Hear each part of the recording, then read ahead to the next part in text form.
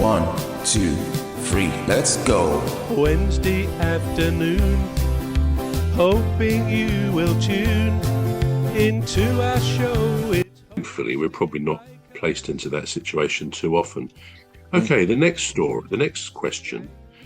Is it moral, in your opinion, to allow individuals to end their own life when dealing with terminal illness? That was on the news recently, wasn't it? No, not on the news, actually. I watched it on BBC Panorama last night. All right, I didn't see that. Yeah, it was last night, actually. So it was on BBC Panorama, and I sat there watching it and trying to make my arguments for myself, personally, for and against. And I just kept falling neutral. I kept falling into neutral position because I think, all right, so there was a guy that had skin cancer. And they had to wake him up every 2 hours. They had to wake him up to medicate him. Because otherwise his skin would glue together. And he wouldn't be able to swallow. But then he had a lump on his throat as well. And he was saying, oh, there are good days and bad days. And I'm thinking, oh my days. Good days and bad days. 2 hours every night. So I weigh that on my mind. Oh, that weighed on my mind. And then the other issue I think it was somebody in power, one of the MPs, because they said he stalled, and then he'll take, even if it gets approved or if it passes through Parliament or whatever, I don't know what process is, even if it passes through Parliament, it's then going to take another 5 years to train the doctors, and I don't know, but to train the doctors that would be carrying out these procedures. This person said, and there were people demonstrating with placards saying, take care of life, not kill it or something. Anyway, there were political sides to it. So one side was the political side, and the other side was the morality side. But who's gonna get stuck in that middle is the ones that are suffering. So ones in the hospice, for instance. And I learned there's about 500 hospices in England, I think. And I think the one that they went to was in somewhere close to Brighton. Anyway, that's besides the point.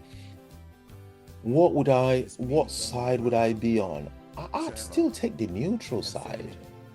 I would still sit on the fence and go, I want neither nor.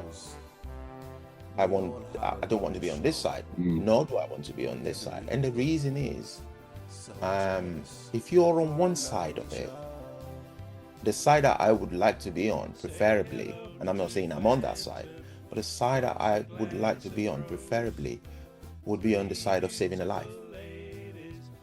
But then there's a side of somebody getting woke up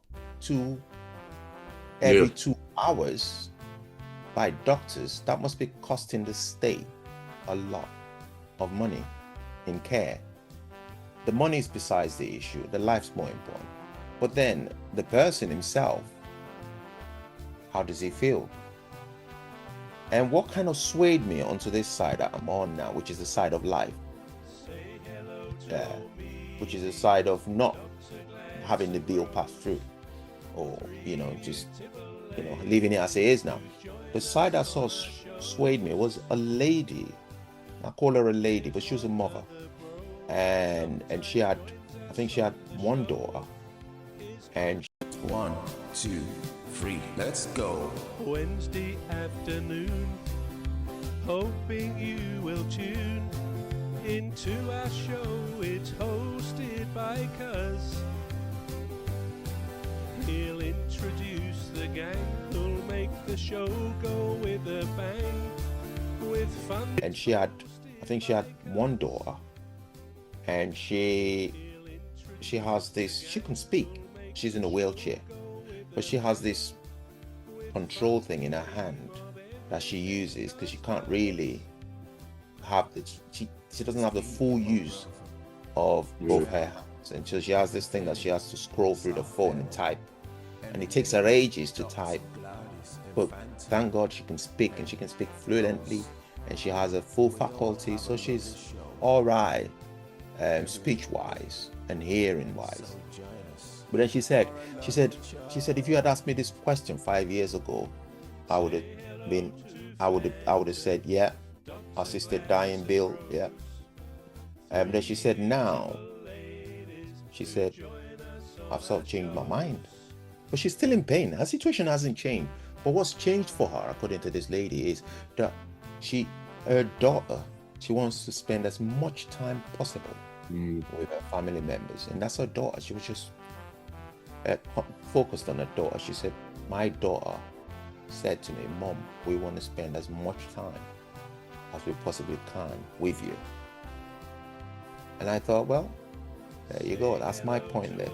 So, but you can't rest it on one case scenario, can you? No. Yeah.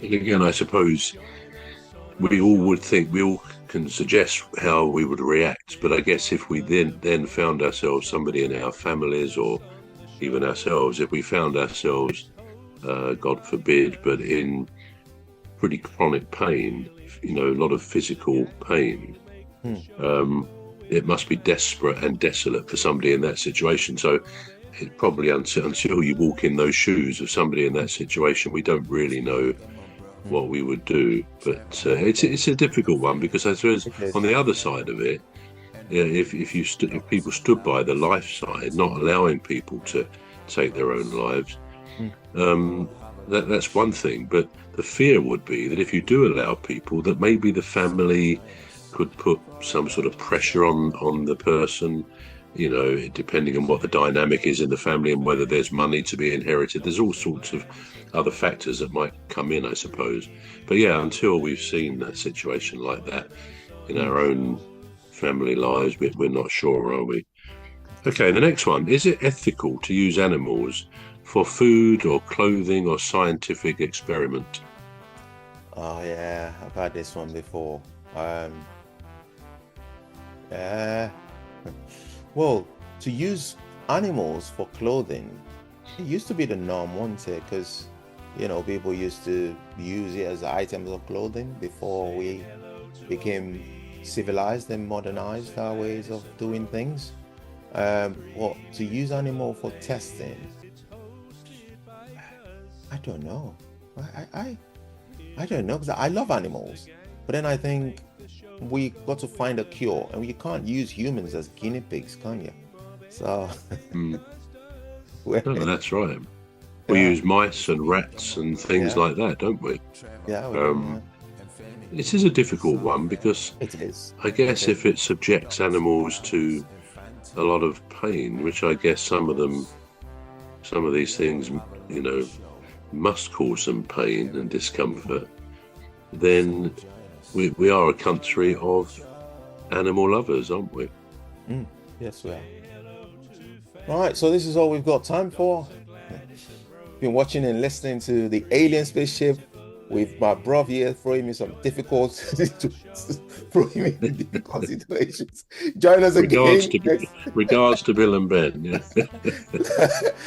Join us again next week. We hope I don't get more difficult situations. I've been Emmy Hikins, and he calls me bruv. No, he doesn't. I'm Trevor Gear, and he calls me bruv. Oh yeah, he calls me. Yeah, it's a goodbye from me anyway. Goodbye from me. See you next time. See you next week. I'm sorry, 1, 2, 3, let's go. Wednesday afternoon, hoping you will tune into our show. It's hosted by Cuz. He'll introduce the gang who'll make the show go with a bang.